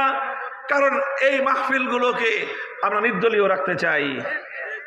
এই জন্য কথা বলতে হবে, এবং প্রত্যেকটা সত্যের কথা, যেই কথা জাতির ঈমান রক্ষার জন্য জরুরি, যেই কথা মানুষের ঈমান হেফাজতের জন্য জরুরি, সেই কথা তো বলতে হবে। সারা দুনিয়া যদি বেজার হয়ে যায়, সারা দুনিয়াকে রাজি করবার সময় আমার নাই, আমাকে আমার আল্লাহকে রাজি করতে হবে। আমাকে আমার জাতির ঈমানের পাহারাদারি করবার জন্য আল্লাহ পাঠিয়েছেন। সুতরাং আমার জাতির ঈমান রক্ষা করার জন্য যতটুকু স্বার্থ, যতটুকু সামর্থ্য আমাদের রয়েছে, সবটুকু উজাড় করে দিয়ে আমরা কথা বলি। মুহতারাম হাজিরিন, আমি বলেছিলাম শুরুতেই একটা কথা, আবার সে কথা রিপিট করতেছি। যত অন্যায় অপকর্ম সমাজের মধ্যে প্রচলিত রয়েছে, অন্যান্য অপকর্ম অন্যায়ের মাধ্যমে মানুষের আমল নষ্ট হয়। আর প্রচলিত যেই পাশ্চাত্যের থেকে, পাশ্চাত্য সমাজ ব্যবস্থা থেকে ইহুদি আর খ্রিস্টানরা মুসলিম জাতির মধ্যে যে রাজনৈতিক ব্যবস্থা এক্সপোর্ট করেছে, রপ্তানি করেছে, আর মুসলমান বোকার জাতি না বুঝে না শুনে ইহুদি আর খ্রিস্টানদের কাছ থেকে যেই রাজনৈতিক ব্যবস্থা আবিষ্কার করেছে, এই রাজনৈতিক ব্যবস্থার মাধ্যমে মুসলমানদের ঈমান হরণ হয়। এই জন্য আমরা বলি, রাজনীতি করতে চান করেন, কিন্তু খবরদার রাজনীতি করতে গিয়ে ঈমানটা হারায়েন না। রাজনীতি করতে গিয়ে কেউ ঈমান হারাবেন না। রাজনীতির মাঠ বর্তমানে সরগরম, ভবিষ্যতে আরো সরগরম হবে, আরো বাজার গরম হবে। বাজার গরম হোক, যে যেই রাজনীতি করতে চান করবেন, খবরদার রাজনীতি করতে গিয়ে কোনোদিন ঈমান বিক্রি করবেন না। রাজনীতি করতে গিয়ে আপনার ঈমান যেন হারিয়ে না যায়। মনে রাখবেন, কুল কায়নাত, সাত আসমান, সাত জমিন, এমনকি জান্নাত, জাহান্নাম, বেহেশত, দোজখ যদি এক পাল্লায় রাখা হয়, আর শুধু ঈমানকে যদি আরেক পাল্লায় রাখা হয়, একজন মানুষের ঈমানের দাম মূল্যের চেয়ে বেশি হয়ে যাবে। এই ঈমান নষ্ট করা যাবে না। আল্লাহ পাক আমাদেরকে বুঝবার তৌফিক দান করেন। এই জন্য এই যে আল্লাহ পাক কোরআনে কারীমের মধ্যে জায়গায় জায়গায় বলছেন, قد تبين الرشد من الغي فمن يكفر بالطاغوت ويؤمن بالله فقد استمسك بالعروة الوثقى لا انفصام لها والله سميع عليم। দিবালোকের ন্যায় পরিষ্কার কোনটা হেদায়েতের পথ আর কোনটা গুমরাহির পথ, কোনটা ভ্রান্তির পথ, কোনটা আলোর পথ, আল্লাহ বলতেছেন। সুতরাং যে ব্যক্তি তাগুতকে অস্বীকার করবে আর আল্লাহর উপর ঈমান আনয়ন করবে, দুটো জিনিস একসঙ্গে যে ব্যক্তি আনয়ন করবে, বর্জন করবে, তাগুতকে বর্জন করবে, আল্লাহর উপর ঈমানকে গ্রহণ করবে, একমাত্র সেই ব্যক্তি মুক্তি এবং নাজাত পাবে। এছাড়া মুক্তির এবং নাজাতের ভিন্ন কোনো পথ নাই। মুহতারাম হাজিরিন, এই কথাগুলো আমরা কেন বলতেছি আপনাদের সামনে? কারণ এই বিষয়গুলোর সঙ্গে গোটা জাতির ঈমানের প্রশ্ন, ঈমান জড়িয়ে আছে। একটা দৃষ্টান্ত দিলে আরো ভালো বুঝবেন যে আমরা কিভাবে গোটা জাতি, গোটা সমাজ এই প্রশ্নের সঙ্গে, এই তাগুতি ব্যবস্থার প্রশ্নের সঙ্গে আমাদের ঈমানের প্রশ্ন কিভাবে জড়িত। বিষয়টা একটা প্র্যাকটিক্যাল দৃষ্টান্তের মাধ্যমে আমি আপনাদের সামনে আরো খোলাসা করতে চাই। আমার আলোচনা সমাপ্তির দিকে লক্ষ্য করে বুঝেন। আমি আপনাদের কাছে প্রশ্ন রাখি, বুঝে শুনে জবাব দিবেন। মনে করেন আমরা আমাদের সামাজিক জীবনে, পারিবারিক বা ব্যক্তিগত জীবনে নানা সময় নানা ধরনের অন্যায় এবং অনেক ধরনের অপকর্মের শিকার হই। আমাদের বাড়িতে অনেক সময় চুরি ডাকাতি হয় কি হয় না? অনেক সময় আমরা রাস্তাঘাটে ডাকাতের কবলে পড়ি। ডাকাতি হয় কি হয় না? চুরি হয় কি হয় না? আচ্ছা, চুরি হলো, ডাকাতি হলো, অথবা আপনার কোনো আপনজন খুন হলো, হত্যা হলো, এই সকল অপরাধগুলো কি আমাদের সমাজে সংগঠিত হয় কি হয় না? আচ্ছা, এই ধরনের অপরাধ বা এই অন্যায় দ্বারা যদি আমরা কেউ আক্রান্ত হই, তাহলে এই অপরাধ থেকে বাঁচবার, এই অন্যায় থেকে বাঁচার উপায় কি বলেন তো? আপনার ঘরে চুরি হয়েছে, আপনি কি বসে থাকবেন, না এই চোরের হাত থেকে বাঁচার চেষ্টা করবেন? আপনার ডাকাতি হয়েছে, আপনি কি বসে থাকবেন, ডাকাত আপনার সম্পদ লুণ্ঠন করে নিয়ে গেছে, না আপনি কোনো ব্যবস্থা নেবেন? আপনার আপনজন খুন হয়ে গেছে, কেউ আপনার ভাইকে হত্যা করেছে, আপনার বাবাকে খুন করেছে, অথবা আপনার সন্তানকে, আপনজনকে খুন করেছে, আপনি কি এই খুনের ঘটনা ঘটার পর, এই হত্যাকাণ্ড সংগঠিত হওয়ার পর আপনি কোনো ব্যবস্থা গ্রহণ করবেন, না চুপ করে বসে থাকবেন? জবাব দেন। কোনো ব্যবস্থা নিবেন? জোরে বলেন, ব্যবস্থা নিবেন। কি ব্যবস্থা নেবেন বলেন? বর্তমানে আমাদের সমাজে যেটা প্রচলিত আছে, আমরা কি ব্যবস্থা নেই বলেন তো? কি ব্যবস্থা নেই? আমরা আইনি ব্যবস্থা নেই, তার বিরুদ্ধে আমরা মামলা করি। কথা বলেন ঠিক কিনা? পুলিশের কাছে, থানায় গিয়ে অথবা কোর্টে গিয়ে চোরের বিরুদ্ধে, চুরির বিরুদ্ধে, ডাকাতের বিরুদ্ধে, ডাকাতির বিরুদ্ধে, হত্যাকাণ্ডের বিরুদ্ধে আমরা মামলা করি। কথা বলেন ঠিক কিনা? আচ্ছা, মনে করেন আপনি একটা মামলা করলেন, এই মামলা করার পরে এটা তদন্ত করা হবে, পুলিশ তদন্ত করবে, এরপরে আদালত যাচাই বাছাই করবে, বিচার প্রক্রিয়া চালানো হবে।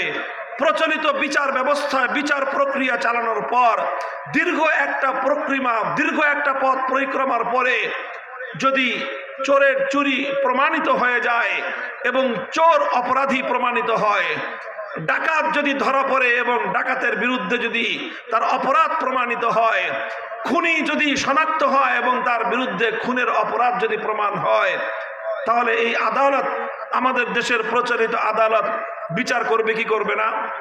তার বিরুদ্ধে শাস্তি দিবে কি দিবে না? কথা বলেন, দিবে। চোরের বিরুদ্ধে শাস্তি দিবে, চোরকে শাস্তি দিবে, ডাকাতকে শাস্তি দিবে, সাজা দিবে, খুনির বিরুদ্ধে শাস্তির রায় দিবে। এবার আপনারা আমাকে প্রশ্নের জবাব দেন, আমার দেশের আদালত যখন কোনো একজন চোরের বিরুদ্ধে চুরির অপরাধ প্রমাণিত হওয়ার পর যেই সাজা, যেই শাস্তি তাকে দিবে, সেই সাজাটা আল্লাহর কোরআনের আইন অনুযায়ী দিবে নাকি? বলেন তো, আল্লাহর কোরআনের আইন অনুযায়ী দিবে? আচ্ছা, চোরেরটা কোরআনের আইন অনুযায়ী দিবে না, তাহলে ডাকাতের শাস্তি কোরআনের আইন অনুযায়ী দিবে? তাও দিবে না। আচ্ছা, ডাকাতেরটাও দিল না, তাহলে হত্যাকাণ্ড এবং খুনের বিচার এটা আল্লাহর কোরআনের আইন অনুযায়ী করবে? কোনোটাই করবে না। আচ্ছা, তাহলে আল্লাহর কোরআনের আইন অনুযায়ী করলো না, তাহলে অন্য কোন একটা আইন অনুযায়ী করবে তো? কথা বলেন ঠিক না বেঠিক? সেই অন্য আইনটা কোন আইন? সেই আইনটা হলো মানুষের বানানো আইন, আর সেই মানুষগুলো হলো ব্রিটিশের বানানো আইন। কাদের বানানো আইন অনুযায়ী বিচার করবে? ব্রিটিশের বানানো আইন অনুযায়ী বিচার করবে। সেই ব্রিটিশরা প্রায় 78 বছর আগে আমাদের দেশ থেকে বিতাড়িত হয়ে গিয়েছে, কিন্তু তারা যেই আইনগুলো তৈরি করে দিয়ে গেছে, সেই আইনগুলো যত সামান্য পরিবর্তন হয়েছে, কিন্তু বেসিকভাবে, মৌলিকভাবে সেই আইনগুলো এখনো বলবৎ রয়েছে এবং সেই আইন অনুযায়ী আমাদের দেশের বিচার ব্যবস্থা প্রচলিত রয়েছে, সেই প্রশাসনিক ব্যবস্থা রয়েছে, সেই প্রশাসনিক ব্যবস্থা অনুযায়ী আমাদের দেশের প্রশাসন চলছে, সেই শাসন ব্যবস্থা রয়ে গিয়েছে, সেই শাসন ব্যবস্থা অনুযায়ী আমাদের দেশের এবং জাতির শাসন ব্যবস্থা চলছে। কথা বলেন ঠিক না বেঠিক? আচ্ছা, এবার আপনারা বলেন, এই যে চোরের বিরুদ্ধে আমার আল্লাহ একটা আইন করলেন, আল্লাহর আইন বাদ দিয়ে ব্রিটিশ প্রবর্তিত মানুষের বানানো আইনের কাছে আপনি বিচার চাইলেন। আল্লাহ পাক ডাকাতির বিরুদ্ধে কোনো শাস্তির বিধান দিয়েছেন কি দেন নাই? তা আল্লাহ পাক রব্বুল আলামিন ডাকাতের বিরুদ্ধে একটা শাস্তির বিধান দিলেন। সেই বিধানটাকে বাদ দিয়ে আপনি মানুষের বানানো অন্য আরেকটা আইনের কাছে আপনি বিচার চাইতে গেলেন। খুনির বিরুদ্ধে বিচারের জন্য আমার আল্লাহ একটা আইন দিয়েছেন, সেই আল্লাহর আইন বাদ দিয়ে মানুষের বানানো একটা আইনের কাছে আপনি যখন খুনের বিচার চাইতে গেলেন। এবার আমি আপনাদের কাছে প্রশ্ন রাখতে চাই, কোরআনে কারীমের সূরাতুন নিসার 60 নম্বর আয়াতকে সামনে রেখে আমার আল্লাহ বলতেছেন, আল্লাহর কোরআনের মধ্যে আল্লাহ পাক রব্বুল আলামিন বলেন, আলাম তারা ইলাল্লাযীনা ইয়াজউমুনা আন্নাহুম আমানু বিমা উনজিলা ইলাইকা ওয়া মা উনজিলা মিন ক্বাবলিক ইউরিদুনা আন ইয়াতাহাকামু ইলাত তাগুতি ওয়া ক্বাদ উমিরু আন ইয়াকফুরু বিহি। আল্লাহ বলছেন যে দেখো কিছু মানুষ এমন রয়েছে যারা নিজেদেরকে ঈমানদার বলে দাবি করে, অথচ তারা তাগুতের বানানো আইনের কাছে বিচার চাইতে যায়। কোরআন বলছে যারা তাগুতের কাছে বিচার চাইতে যায়, আল্লাহর আইনের বিরুদ্ধে ভিন্ন কোন আইনের কাছে যে বিচার চাইলো, আল্লাহর আইনের বিরুদ্ধে অন্য কোন আইনের কাছে যে ব্যক্তি সিদ্ধান্ত জানতে চাইলো, আল্লাহর আইনের বিরুদ্ধে অন্য কোন আইনের কাছে যে ব্যক্তি ফয়সালা জানতে চাইলো, আল্লাহর কোরআন বলতেছে সে ব্যক্তি কশ্চিনকালেও ঈমানদার হতে পারে না। তাহলে এবার বলেন আপনারা, কোরআনের এই আয়াতকে সামনে রেখে আমরা যদি আমাদের নিজেদের ব্যাপারে সিদ্ধান্ত জানতে চাই, তাহলে যারা আল্লাহর আইন বাদ দিয়ে মানুষের বানানো আইন অনুযায়ী চোরের বিচার চাইতে গেলাম, আল্লাহর বানানো আইন বাদ দিয়ে মানুষের বানানো আইন অনুযায়ী ডাকাতির বিচার চাইতে গেলাম, আল্লাহর বানানো আইন বাদ দিয়ে মানুষের বানানো আইনের কাছে খুনের বিচার চাইতে গেলাম, তাদের ঈমান থাকলো না গেল? জোরে জোরে বলেন, ঈমান থাকলো না গেল? তাহলে এই যে দেশের হাজার হাজার লক্ষ লক্ষ মানুষ প্রতিদিন এই জাতীয় বিষয়গুলো নিয়ে বিচার চাইতে আদালতে এবং থানায় যায় কি যায় না? এটি তো আমরা এবং আপনারা আমাদেরকেও তো যেতে হয়, কথা বলেন ঠিক কিনা? এটা না যেয়ে কোনো উপায় আছে? তো যেতেও হবে, না গেলে সম্পদ নষ্ট হয়ে যায়, না গেলে চোরের স্বর্গরাজ্য প্রতিষ্ঠিত হয়, মামলা না করলে চোরের স্বর্গরাজ্য হয়, মামলা না করলে ডাকাতের স্বর্গরাজ্য প্রতিষ্ঠিত হয়, মামলা মুকদ্দমা না করলে খুনির রাজত্ব কায়েম হয়।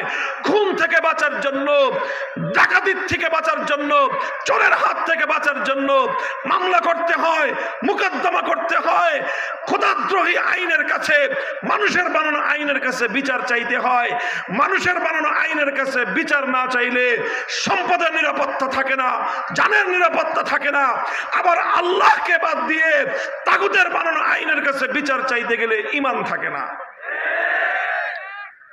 এটা একটা সমস্যা কি সমস্যা না বলেন? এটা একটা সংকট কি সংকট না? তাহলে এবার বলেন, এই যে আমরা যারা আল্লাহর কোরআনের ফয়সালা অনুযায়ী আল্লাহর আইন বাদ দিয়ে মানুষের বানানো আইনের কাছে বিচার চাইতে গেলাম, আপনারাই বলেছেন ঈমান নাই, ঈমান চলে গেছে। কথা বলেন ঠিক কিনা? আসলেই কি এই সমস্ত মানুষের ঈমান চলে গেছে? এই মানুষের ঈমান যদি চলে যায়, তাহলে সমাজে কত % মানুষের ঈমান আছে বলেন? অসংখ্য মানুষের ঈমান চলে গেছে। কথা বলেন ঠিক কিনা? তবে সবার ঈমান আসলে যায় নাই।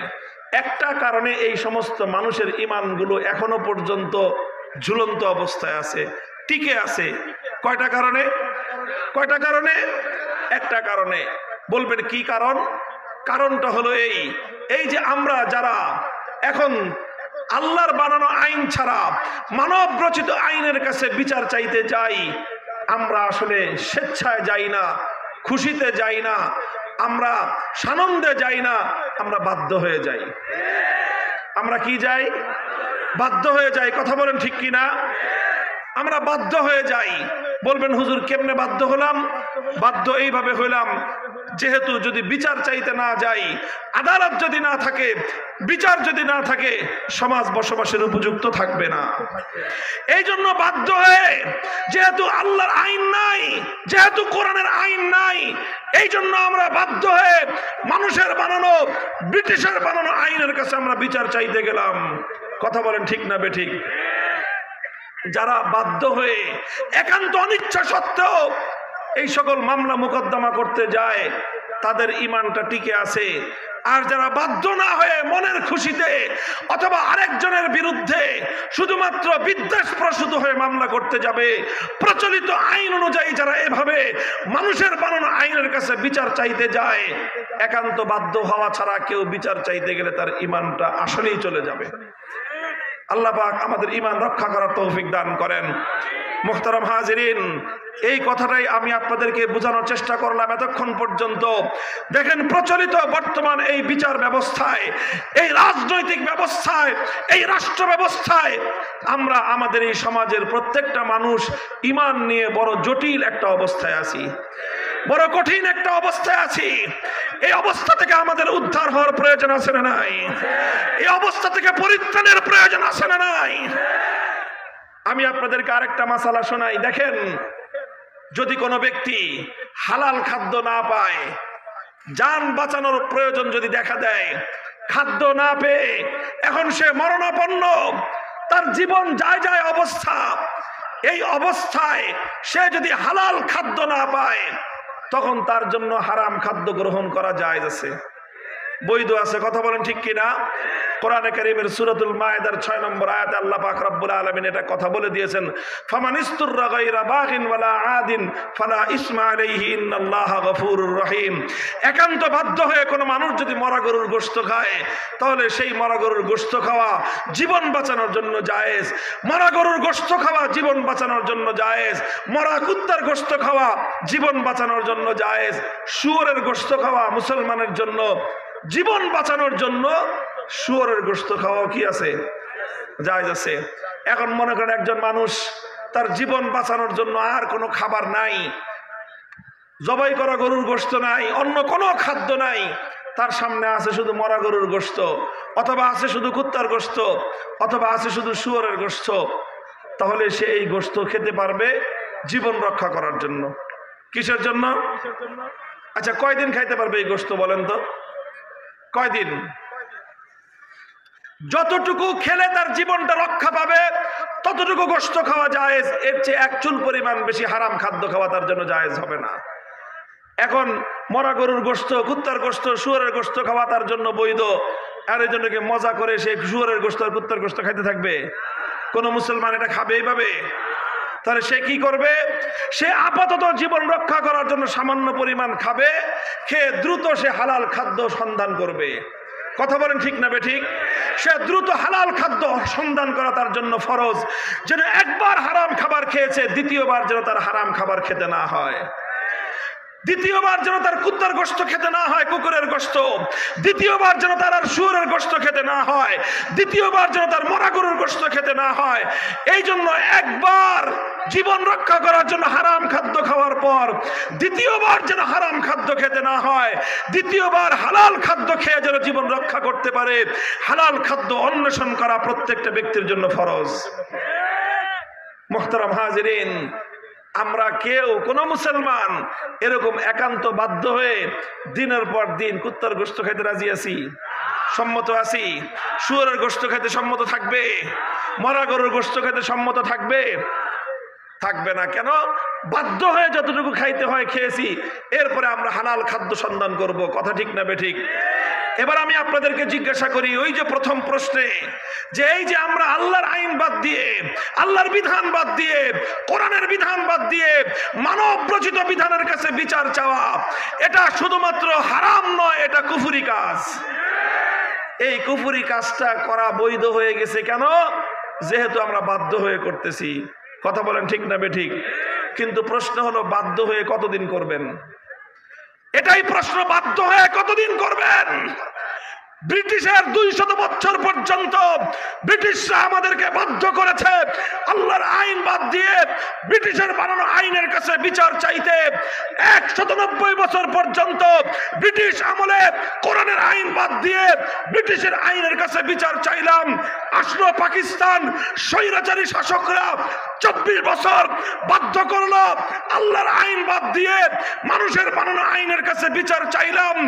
এরপরে পাকিস্তান গেল বাংলাদেশ স্বাধীন হওয়ার পর 53 বছর চলে গেল, এখনো পর্যন্ত আমার দেশের শাসক গোষ্ঠী আমাদেরকে বাধ্য করছে আল্লাহর আইন বাদ দিয়ে মানুষের বানানো আইনের কাছে বিচার চাইতে। আমরা বাধ্য হয়ে বিচার চাচ্ছি। 190 বছর ব্রিটিশের কাছে বিচার চাইলাম, 24 বছর পাকিস্তানের কাছে বিচার চাইলাম, 53 বছর বাংলার তাগুতি বিচার ব্যবস্থার কাছে, তাগুতি শাসন ব্যবস্থার কাছে বিচার চাইতে গেলাম। আমি আপনাদের কাছে জানতে চাই, 267 বছর পর্যন্ত যদি এ জাতির কপালে কুত্তার গোশত খাওয়া বাধ্যতামূলক হতো, এই জাতি কোনো সম্মান নিয়ে দুনিয়ার বুকে বেঁচে থাকতে পারত? 267 বছর পর্যন্ত যদি শুয়োরের গোশত খাওয়া লাগতো, এই জাতির কোনো আত্মমর্যাদা বলতে কিছু থাকতো? আরে 267 বছর যদি মরা গরুর গোশত খাওয়া লাগতো, এই জাতি সেটা স্বাচ্ছন্দ্যে মেনে নিত? মুহতারাম হাজিরিন, কথাটা বুঝার চেষ্টা করেন। এটাই আমার দুঃখের কথা, এটাই আমাদের হৃদয়ের বেদনার কথা। 267 বছর পর্যন্ত হয়তো মরা গরুর গোশত খাওয়া লাগে নাই, 267 বছর পর্যন্ত হয়তো কুকুরের গোশত খাওয়া লাগে নাই, 267 বছর পর্যন্ত হয়তো শুয়োরের গোশত খাওয়া লাগে নাই। কিন্তু আল্লাহর কসম খেয়ে বলি, মানব রচিত আইনের কাছে বিচার চাওয়া শুয়োরের গোশত খাওয়ার চেয়ে জঘন্য অপরাধ। মানুষের বানানো আইনের কাছে বিচার চাওয়া কুকুরের গোশত খাওয়ার চেয়ে জঘন্য অপরাধ। মানুষের বানানো আইনের কাছে বিচার চাওয়া মরা গরুর গোশত খাওয়ার চেয়েও লক্ষ কোটি গুণ বেশি জঘন্য অপরাধ। সেই জঘন্য অপরাধের মধ্যে এক ভয়ঙ্কর অবস্থার মধ্যে 267 বছর পর্যন্ত আমরা ডুবন্ত অবস্থায়। আজ বাংলার আত্মমর্যাদা সম্পন্ন ইমানদারদের কাছে আমরা জানতে চাই, আহ্বান জানাতে চাই, আগামীর বাংলাদেশে মানব রচিত আইনের ব্যবস্থা, শাসন ব্যবস্থা ভেঙে গুড়িয়ে দিয়ে আল্লাহর কোরআনের সমাজ গড়তে চাই, কোরআনের সমাজ গড়তে চাই, আল কোরআনের সমাজ গড়তে চাই। আল্লাহু আকবার।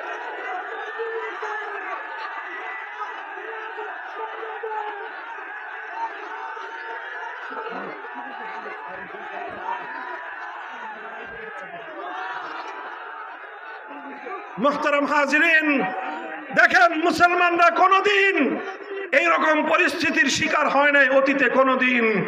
মুসলমানরা কোনোদিন এ কথা কল্পনা করতে পারতো না যে মানুষ আল্লাহর আইনকে পরিবর্তন করে দিয়ে নিজেরা নতুন আইন তৈরি করে অন্য আরো কিছু মানুষের উপর চাপিয়ে দিতে পারে। মানুষের দ্বারা এত জঘন্য অপরাধ হতে পারে, এটা এক যুগে মুসলমানরা কল্পনা করতে পারতো না।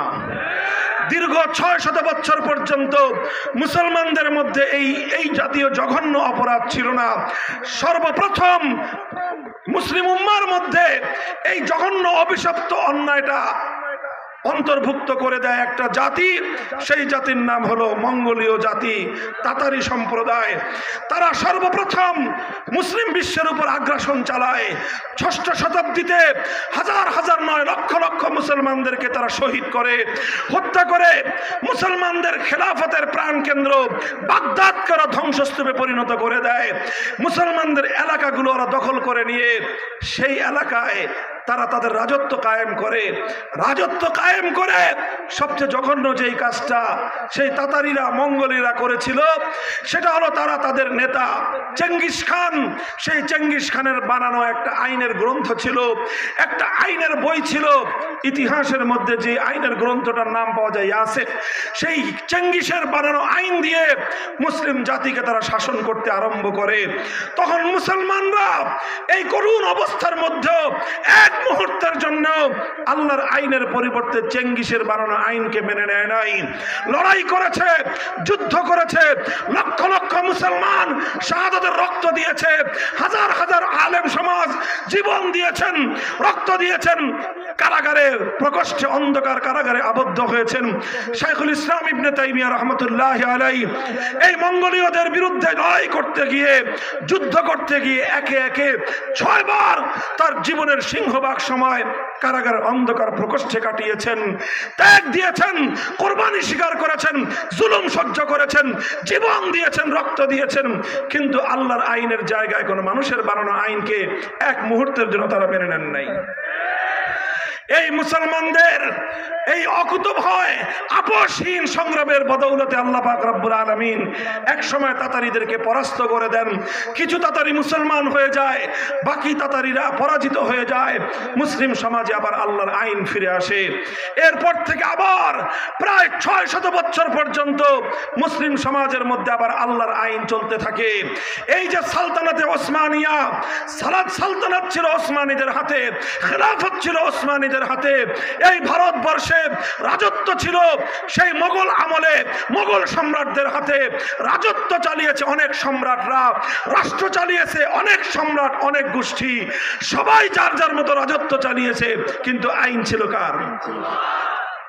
এই সর্বপ্রথম ব্রিটিশরা যখন 1757 সালে আমাদের উপমহাদেশ দখল করে নেয়, তারা সর্বপ্রথম আল্লাহর আইনকে উৎখাত করে দিয়ে তারা তাদের বানানো আইন আমাদের জাতির উপর চাপিয়ে দেয়। তারা তাদের এই আইন চাপিয়ে দেওয়ার পরে 190 বছর পর্যন্ত ব্রিটিশদের বিরুদ্ধে লড়াই চলেছে, সংগ্রাম চলেছে। উলামায়ে কেরাম ফতোয়া জারি করেছিলেন। শেখ শাহ আব্দুল আজিজ মুহাদ্দিস দেহলভী রহমতুল্লাহ আলাইহি 1803 সালে একটা ফতোয়া জারি করেছিলেন। সেই ফতোয়া হলো এই, মুসলিম সমাজ যদিও শান্তিতে আছে, যদিও নিরাপদে আছে, কিন্তু এই দেশটার ইসলামী দেশ নাই। বরং মুসলিম সমাজের জন্য এখন ফরজ হলো যে এই ইংরেজদের বানানো আইনকে উৎখাত করে আবার আল্লাহর আইন প্রতিষ্ঠিত করার জন্য জিহাদ করা মুসলমানদের জন্য ফরজে আইন। এরপরে শুরু হয় স্বাধীনতার যুদ্ধ। 1831 সালে বালাকোটের রণাঙ্গনে মুসলমানরা লড়াই করেছে। সৈয়দ আহমদ রহমতুল্লাহ আলাইহি শহীদ হয়েছেন। আমাদের এই বাংলার এই অঞ্চল থেকে বহু অসংখ্য বীর শহীদানরা, বীর যোদ্ধারা বালাকোটের রণাঙ্গনে গিয়ে ইংরেজদের বিরুদ্ধে সেই যুদ্ধে শরীক হয়েছিলেন। এরপরে 1857 সালে শামেলির রণাঙ্গনে যুদ্ধ হয়েছে, লড়াই হয়েছে। হাফেজ জামেন শহীদ হয়েছেন। অনেক রক্ত গিয়েছে, হাজার হাজার আলেমদেরকে ফাঁসি কাস্টে ঝুলানো হয়েছে, হাজার হাজার আলেমদের সন্তানরা ইতিম হয়েছে। সব সহ্য করে নিয়েছেন, কিন্তু আল্লাহর আইনের বিপরীতে কোনো মানব রচিত আইন এক মুহূর্তের জন্য তারা মেনে নেন নাই। এই করতে করতে 1947 সালে ব্রিটিশরা বিতাড়িত হলো। ব্রিটিশরা যখন বিতাড়িত হয়, আমার দেশটা যখন স্বাধীন হয়, তখন প্রশ্ন ছিল এই দেশে দুই জাতি বসবাস করে, প্রধানত এক জাতি মুসলমান আর এক জাতি হিন্দু। দেশটা স্বাধীন হবে কিভাবে, চলবে কিভাবে?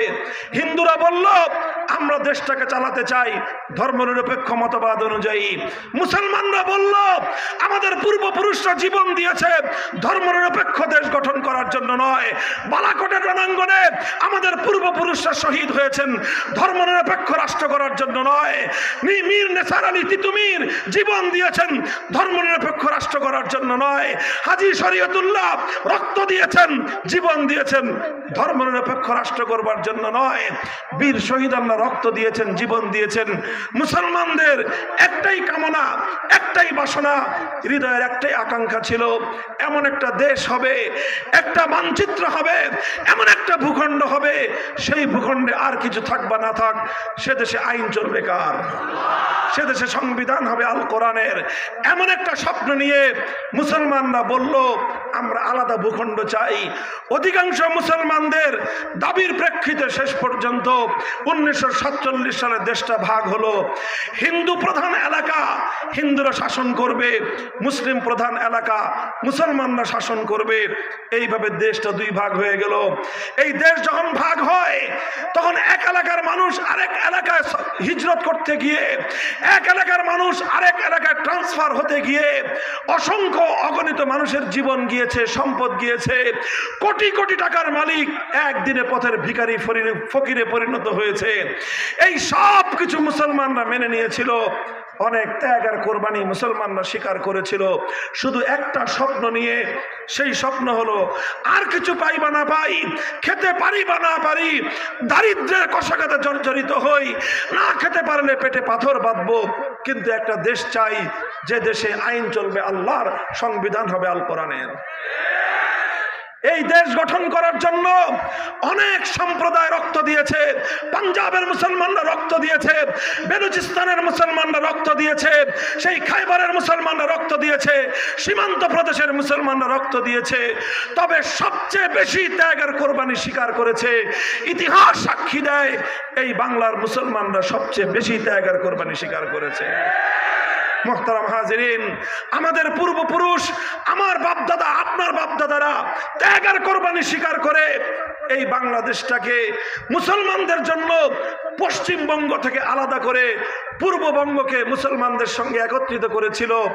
একটাই আকাঙ্ক্ষা ছিল, একটাই তামান্না ছিল, হৃদয়ে একটাই বাসনা ছিল, একটা ভূখণ্ড হবে, একটা দেশ হবে, হোক সেটা দেশ ছোট্ট দেশ, কিন্তু সে দেশে আইন চলবে কার? এভাবে দেশ হলো। কিন্তু দুঃখ এবং পরিতাপের বিষয় হলো সেই দেশ গঠন করার পরে পশ্চিম পাকিস্তানি স্বৈর শাসকরা জাতির সঙ্গে গাদ্দারি করলো, বিশ্বাসঘাতকতা করলো। 24 বছর পর্যন্ত ওরা মানুষকে বলল যে রাষ্ট্র এখনো শিশু রাষ্ট্র, এই শিশু রাষ্ট্রে কোরআনের আইন চলতে পারে না, রাষ্ট্রটাকে একটু বড় হোক, তারপরে কোরআনের আইন অনেক কঠিন আইন, এই কঠিন আইন শিশু রাষ্ট্রে চালানো সম্ভব না, রাষ্ট্রটা একটু বড় হলে তারপরে আমরা কোরআনের আইন জারি করব। কিন্তু 24 বছরে ওই বুইরা খাটার শিশু আর বড় হয় নাই। যেই শিশু 24 বছরেও বড় হয় না, ওইটা আর কবে বড় হবে বলেন তো? 24 বছরে মানুষ শিশু থাকে না যুবক হয়? আরে 24 বছরের মানুষ তো শিশু থাকে না, সেটা আবু সাঈদের মতো যুবক হয়ে অন্যায়ের বিরুদ্ধে বাতিলের বুলেটের সামনে বুক টান করে দাঁড়িয়ে যায়। 24 বছরের যুবকরা তো সমাজ থেকে সকল অন্যায়, জাহেলিয়াত, ফ্যাসিবাদের বিরুদ্ধে লড়াই করার জন্য বুকের রক্ত দিতে প্রস্তুত হয়। 24 বছর পর্যন্ত পাকিস্তান শিশু থেকে গেল। আমরা বললাম যেই খাটাস পোলা 24 বছরেও বড় হয় না, ওই পোলা 90 বছরেও বড় হবে না। কাজে এই বিকলাঙ্গ পোলার দরকার নাই। পাকিস্তান ভেঙ্গে স্বাধীন বাংলাদেশ করা হলো। উদ্দেশ্য ছিল একটাই, যে এমন একটা দেশ হবে, জুলুম, অন্যায়, বৈষম্যহীন একটা বাংলাদেশ হবে। কথা বলেন ঠিক না বেঠিক? যদি বৈষম্যহীন বাংলাদেশ গড়বার জন্য, জুলুম এবং অন্যায়ের বিরুদ্ধে লড়াই চালিয়েবার জন্য 71-এর মুক্তিযুদ্ধ হয়ে থাকে, তাহলে 24-এর বৈষম্যহীন আন্দোলনের কেন প্রয়োজন পড়ল? 24 সালে আবার কেন বৈষম্যহীন ছাত্র সমাজকে রাজপথে ওয়াকাতের রক্ত দিতে হলো কেন? মুহতারাম হাজিরিন, এই সকল প্রশ্নের কোনো সমাধান নাই, জবাব একটাই জবাব। 267 বছর পর্যন্ত হে মুসলমান, হে উম্মতে মুসলিমা, হে ইমানদার সম্প্রদায়, আল্লাহর কোরআনের আইন অনুপস্থিত। এই জন্য আমরা বাধ্য হয়ে ব্রিটিশের বানানো আইনের কাছে বিচার চাই। আল্লাহর কোরআনের শাসন নাই বলে বাধ্য হয়ে আমরা ইহুদি খ্রিস্টানদের প্রবর্তিত শাসন ব্যবস্থা চালাই। আমার প্রশ্ন হলো, কুকুরের গোশত খাওয়ার চেয়ে, শ্রীগালের গোশত খাওয়ার চেয়ে, শুয়োরের গোশত খাওয়ার চেয়ে আল্লাহর আইন বাদ দিয়ে মানুষের বানানো আইনের কাছে বিচার চাওয়া আরো জঘন্য অপরাধ যদি হয়ে থাকে, তাহলে এই কাজটা আমরা আর কতদিন করতে চাই? হে জাতি, গোটা বাংলাদেশে আজ নতুন আওয়াজ, নতুন সূর্যোদয়ের অভ্যুদয় হচ্ছে। জুলাই এবং আগস্টের বিপ্লব আমাদেরকে চোখে আঙুল দিয়ে দেখিয়ে দিয়েছে, জনগণ যদি জেগে উঠে, যুব সমাজ যদি তৈরি হয়, সমস্ত জুলুমের তন্ত্রমন্ত্র বঙ্গোপসাগরে ভেসে যাবে ইনশাআল্লাহ।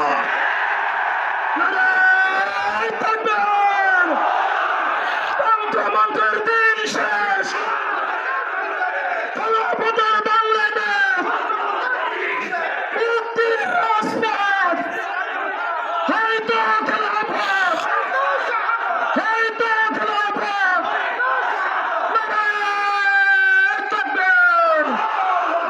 মুহতারাম হাজিরিন, আজ সারা পৃথিবীতে এ কথা দিবালোকের ন্যায় পরিষ্কার, মানব রচিত কোন তন্ত্র, মানব রচিত কোন মন্ত্র প্রকৃত অর্থে বৈষম্যহীন সমাজ গড়তে পারে না।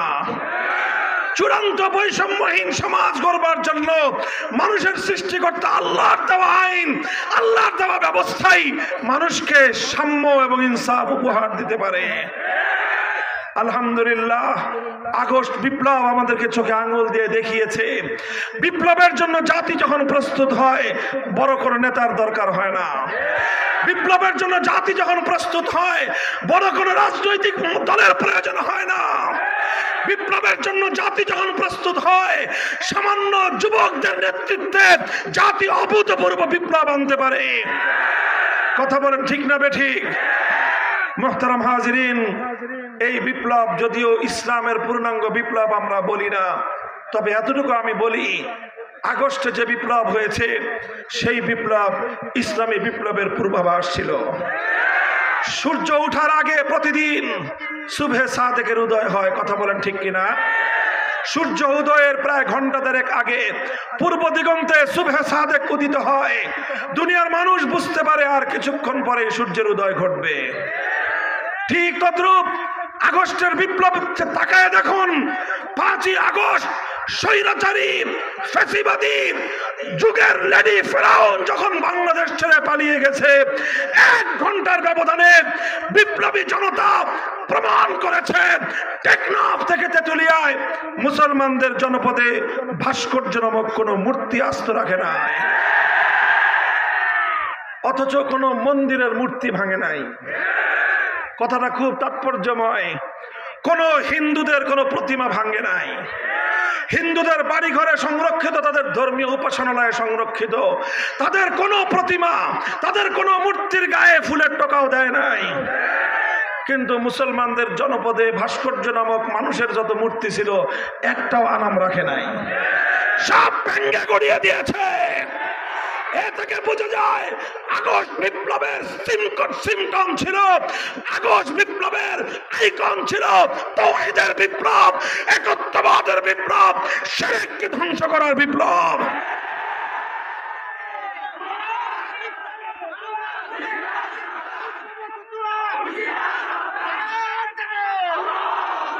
আমরা এর উপর ভিত্তি করে বলতে চাই, জাতির যুব সমাজ আলহামদুলিল্লাহ শুধু মাদ্রাসার নয়, স্কুল কলেজ ইউনিভার্সিটি, আমার যুব প্রজন্ম আজ বাংলাদেশে নিকট অতীতের যে কোনো সময়ের তুলনায় তাওহীদের জন্য, আল্লাহর দ্বীনের জন্য, আল্লাহর কোরআনের জন্য তারা সবচেয়ে বেশি প্রস্তুত। এই যে মাহফিলে দেখেন বাদ ভাঙ্গা যুবকদের যে স্রোত, এটা শুধু মাদ্রাসার ছাত্র নয়, এখানে জনসাধারণ, সাধারণ যুব সমাজ আজ বাংলার মাটিতে আল্লাহর জমিনে আল্লাহর কোরআনের শাসন দেখতে চায়, কোরআনের শাসন দেখতে চায়।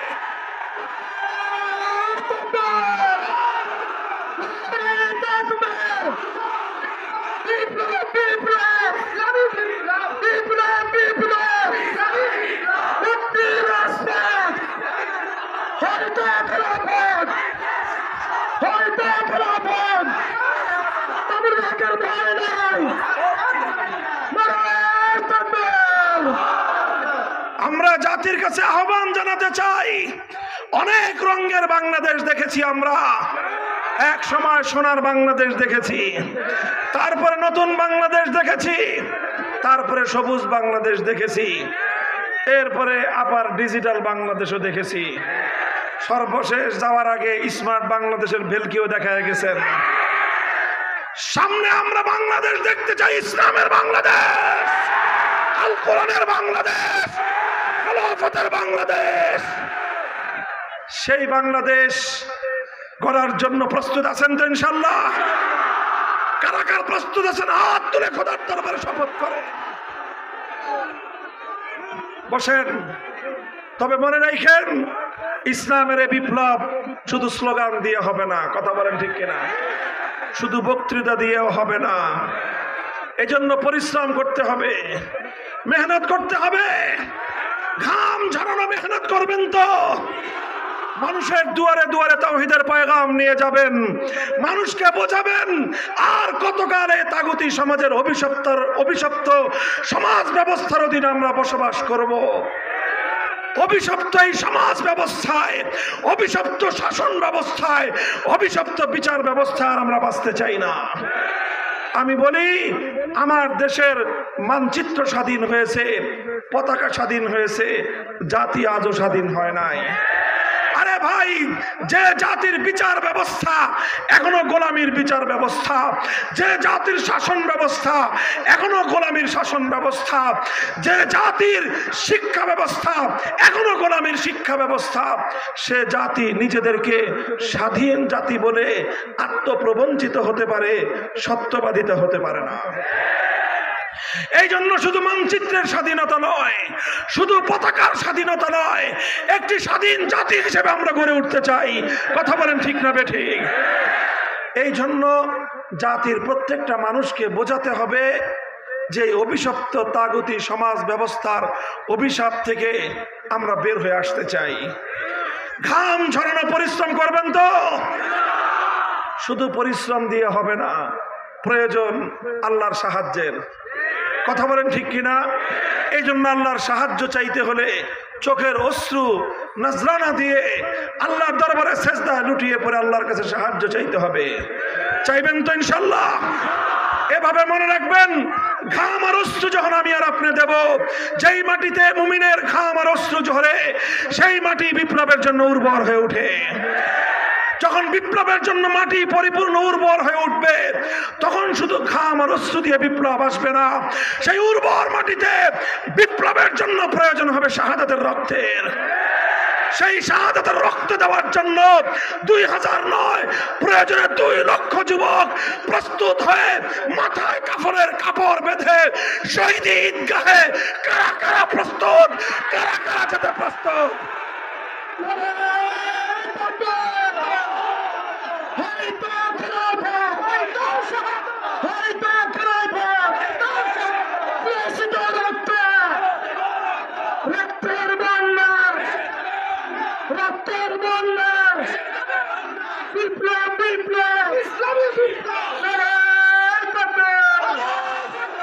মুহতারাম হাজিরিন, এগুলোকে শুধু কথার কথা বলেন? শুধু কথার কথা না শপথ?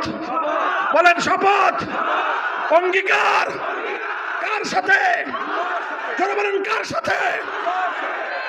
আল্লাহ পাক রব্বুল আলামিন আমাদের সকলকে অঙ্গীকার, এই শপথ রক্ষা করার তৌফিক দান করেন। যতদিন হায়াত আছে এ জীবন আল্লাহর তরে, মরণও যেন আল্লাহর দিনের জন্য হয়। আল্লাহ আমাদের সকলকে কবুল করুন, তৌফিক দান করেন। আয়োজক বৃন্দ, এলাকাবাসী যারা রয়েছেন, আপনাদের সকলকে আল্লাহ পাক উত্তম বিনিময় দান করুন। আমিও দোয়া চাই আপনাদের কাছে, কথাগুলো যেন শুধু আমার মুখের কথা না হয়ে আমার হৃদয়ের কথা হয়, আমি যেন আমল করতে পারি। আল্লাহ আমাদের সকলকে সে তৌফিক দান করুন। ওয়া আখিরু দাওয়ানা আলহামদুলিল্লাহি রাব্বিল আলামিন। আসসালামু আলাইকুম ওয়া রাহমাতুল্লাহ।